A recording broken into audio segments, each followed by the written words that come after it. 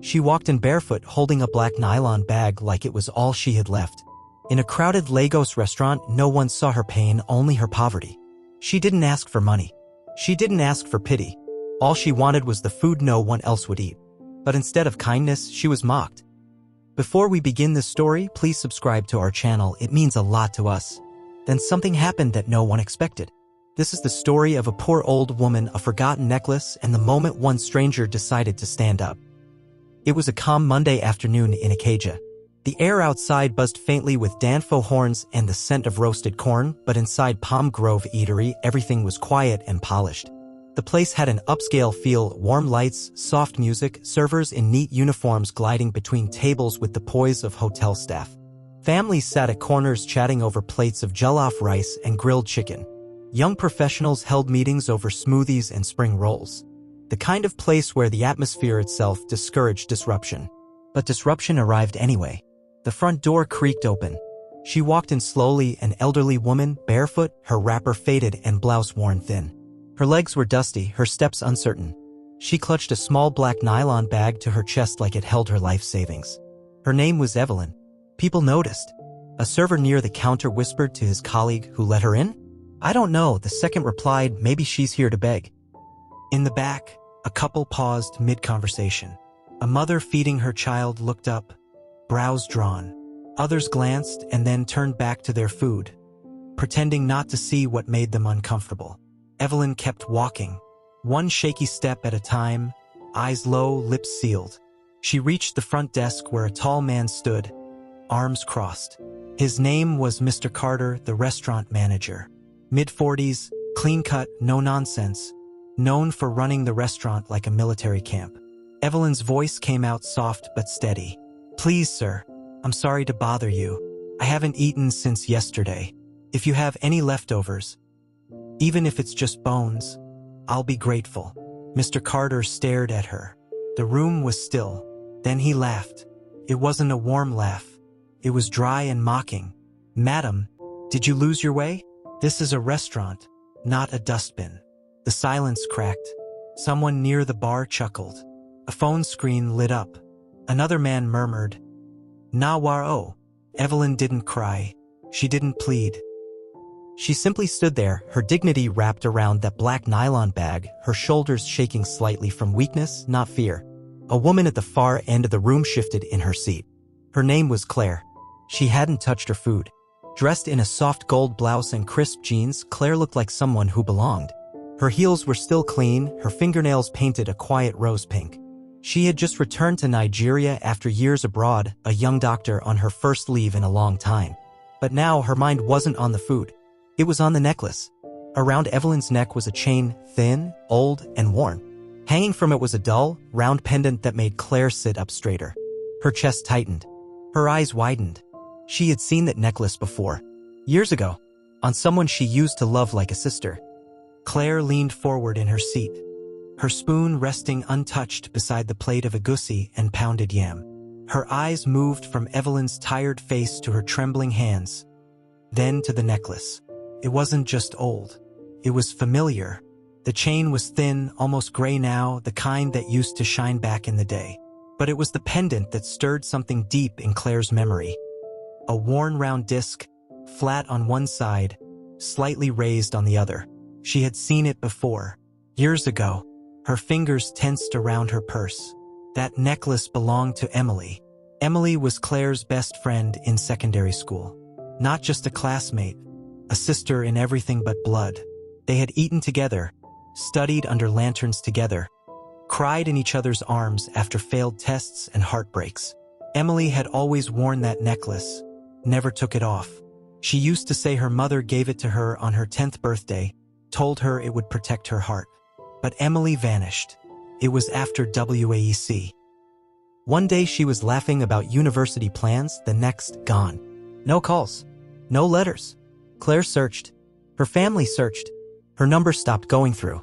It was like the earth swallowed her. And now here it was, that same necklace hanging around the neck of a frail, barefoot old woman being mocked in public. Claire's heart pounded. Her hands began to shake. She whispered, how's this woman wearing Emily's necklace? She pulled out her phone and zoomed in, just to be sure. Her chest tightened as the pendant filled her screen. There was no doubt. The same dent on the edge. The same slight scratch across the center. She placed the phone back on the table, her mind racing. Could this woman be connected to Emily? Could she be her mother? A relative? Or... Claire blinked. A chill swept over her. Could she be Emily? No. That didn't make sense. Emily was her age. This woman was old. But her mind kept spinning, reaching for logic that didn't come. She couldn't sit anymore. With her heart hammering, she stood up, pushed her chair back quietly. The sound of her heels striking the floor turned a few heads, but she didn't care. She walked toward the counter where Evelyn still stood tired, humiliated, barely holding herself upright. The nylon bag in her hand trembled with every breath. Mr. Carter stood a few feet away, arms crossed, a smug look on his face. Claire didn't stop walking. When she reached Evelyn, she stopped and stood beside her. Mr. Carter's smile faded. "Madam," he said, raising a brow, "can I help you?" Claire turned to him, calm on the outside but fuming beneath. "Did I just hear you insult this woman for being hungry?" Mr. Carter blinked, visibly caught off guard. He tried to keep his composure. "Please don't bring drama into this place," he muttered. Claire took a deep breath. "Drama? You made a public show out of shaming someone who asked for scraps." A hush fell across the room. Forks paused midair. Conversations died. Claire looked down at Evelyn, then back at Mr. Carter. "This is not how we treat people." Before he could answer, Evelyn's knees wobbled. Claire caught her quickly, wrapping a steady arm around the woman's thin shoulders. "Sit. Please," Claire said gently, guiding her to the nearest chair. Mr. Carter opened his mouth again, but Claire didn't give him the chance. "I want a fresh plate of rice and stew brought here. Now." He hesitated. "That's not our policy." "I didn't ask about your policy," Claire cut in. "I'm a paying customer. Bring the food." One of the waiters, young, nervous, rushed to the kitchen. Mr. Carter stepped back, his arms still crossed, but his face less sure now. Evelyn didn't speak. Her eyes glistened. Claire could tell she wasn't used to kindness, not anymore. Claire reached into her bag and pulled out a bottle of water. She unscrewed it and placed it in Evelyn's hand. "You're safe," she whispered. "Eat first. Then we'll talk." But her mind was still racing. That necklace. That pendant. What if? The restaurant was quieter now. Some customers watched in silence while others lowered their eyes in shame. The weight of Claire's presence beside Evelyn had shifted something. Even Mr. Carter, who just minutes ago was puffed up with pride, now lingered at a distance, unsure of how to reclaim authority. Evelyn sipped from the water bottle slowly, her hands trembling with each lift. Claire sat beside her, heart pounding in her chest. She studied the older woman's face, every wrinkle, every sunken curve of her cheek, searching for something familiar. But nothing clicked. The food arrived. Hot rice, stew, a piece of chicken. Claire thanked the waiter and gently nudged the plate closer to Evelyn. "Please eat." For a moment Evelyn just stared at it. Then she whispered, "I haven't eaten from a proper plate in 2 days." Claire didn't speak. She waited as the woman picked up the spoon with unsteady fingers and began to eat. Slowly, quietly, gratefully. A few tables away, a couple finished paying their bill and left in silence. Claire leaned in gently. "Ma, I'm sorry if this is rude, but may I ask your name?" Evelyn paused.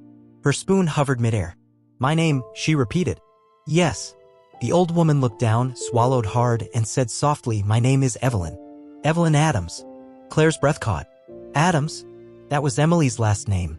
She reached into her purse and pulled out her phone. With shaking hands, she scrolled through an old photo album she hadn't opened in years. There it was, a faded picture of 2 teenage girls in school uniforms, arms slung over each other's shoulders. Claire turned the screen toward Evelyn. "Do you know this girl?" she asked, her voice barely above a whisper. Evelyn's eyes moved slowly to the photo. For a few seconds, she said nothing. Then her lips parted. That's my daughter." Claire's world tilted. "Her name was Emily," Evelyn said. "She left home when she was just 17. I haven't seen her since." Claire covered her mouth, the weight of it hitting her all at once. "She was my best friend," Claire said softly. "We lost touch. I thought something had happened to her." Evelyn gave a small, sad nod. "Something did." She placed her spoon down and sat back in her chair. "She left because of me." Claire blinked. "Why?" "I was struggling," Evelyn said.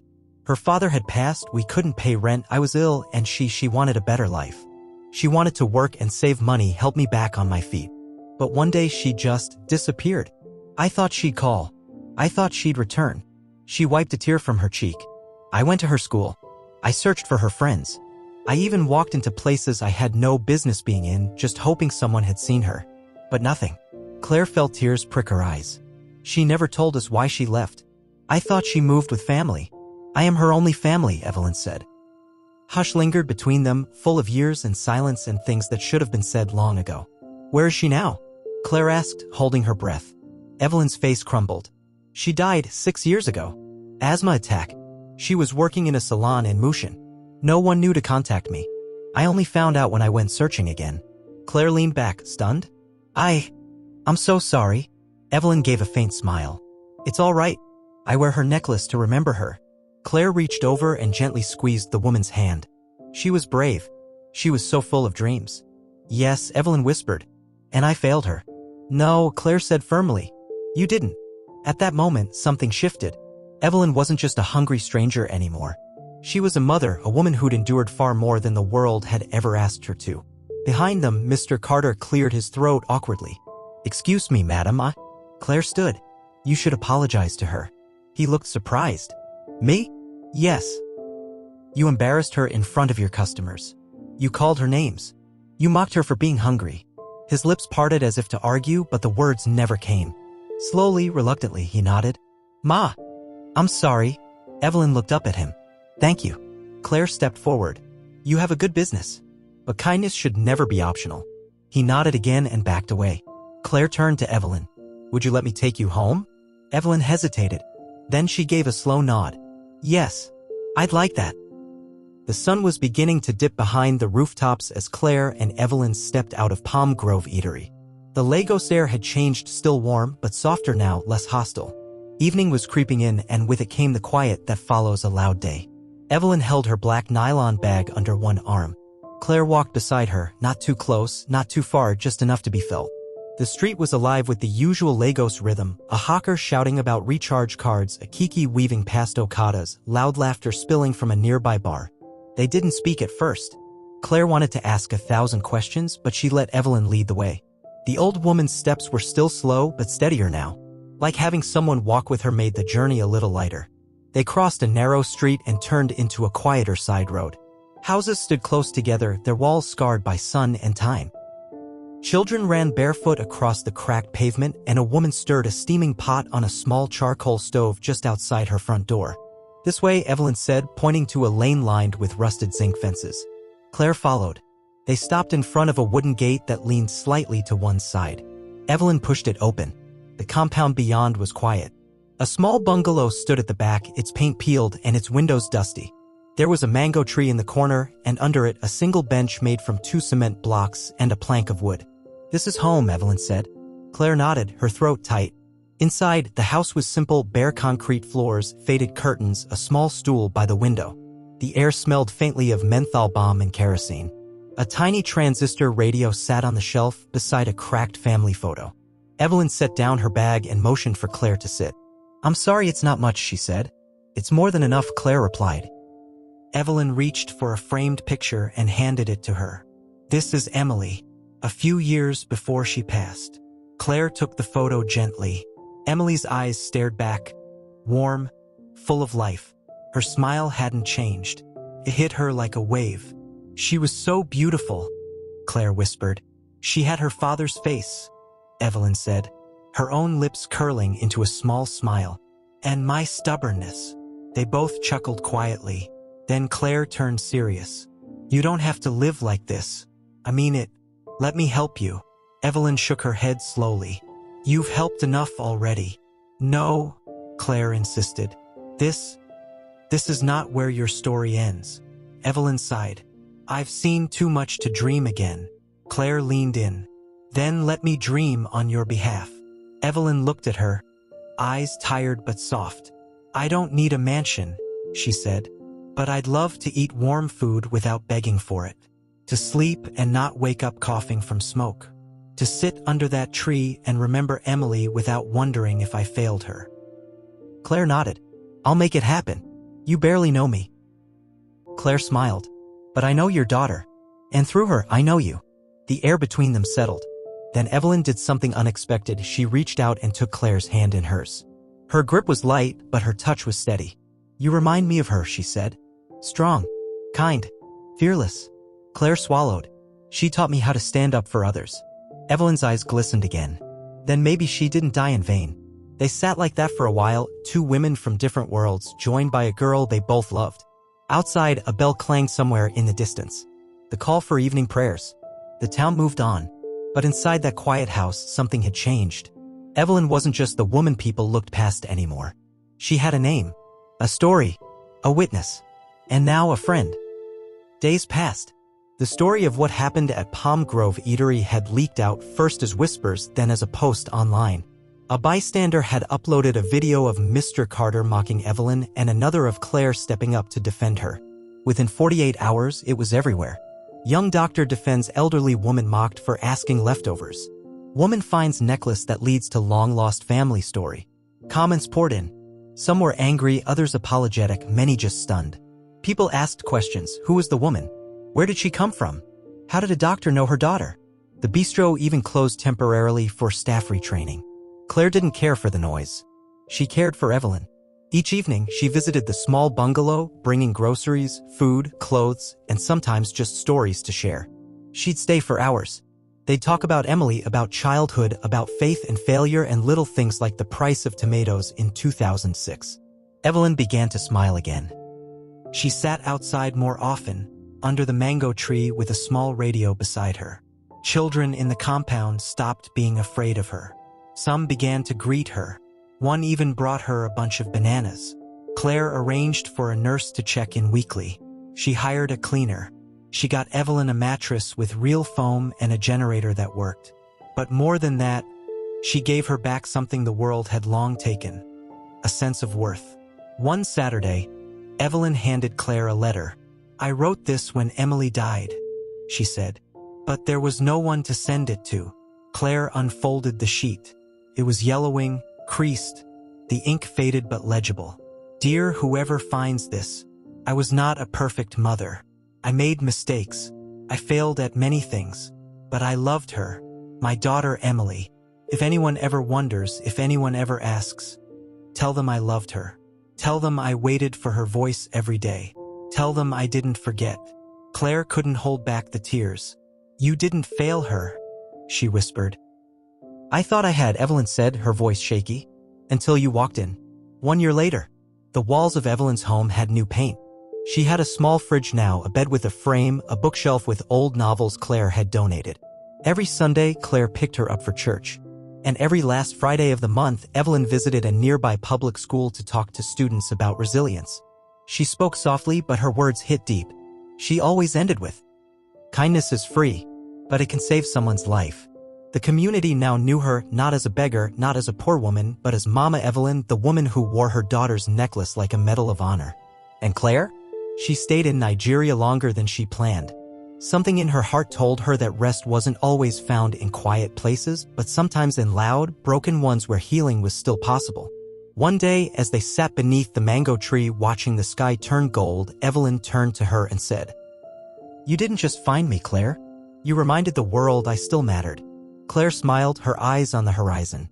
"You reminded me too." And with that, they sat in silence. Two women, two stories, bound not by blood, but by memory, grief, grace, and a necklace the world had long forgotten. But they hadn't. If this story moved you, don't scroll past. Like, share, and drop a comment to remind the world that kindness still matters. And don't forget to subscribe for more powerful stories like this.